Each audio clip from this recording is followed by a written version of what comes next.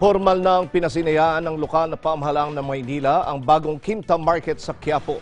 Bagamat bago ang palengke, may agam-agam naman ang ilang nagtitinda na maaaring tumaas ang bayad nila kinalaunan sa bayad sa pwesto. Si Gerald Tagbo sa report.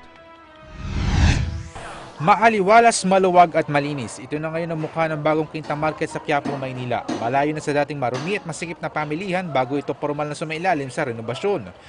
Mismong si Manila Mayor Joseph Estrada ang nanguna sa pagpapasinayan ng bagong palengke na bahagi ng programang rehabilitasyon sa mga papublikong pamilihan sa lungsod.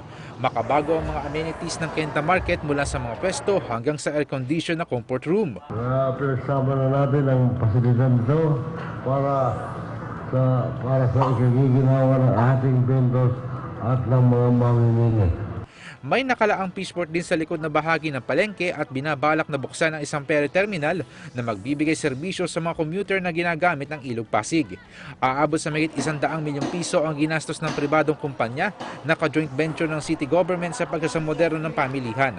25 taon ng joint venture agreement ng Maynila sa pribadong sektor. Kaya naman ang ilan sa mga nagtitinda sa Quinta ang hindi pa rin mapalagay sa kung magkano ang babayaran sa upa sa pwesto. Lumutang na aabot raw sa 80 pesos kada araw ang babayaran ng mga nagtitinda. Kasi hindi kakayanin eh.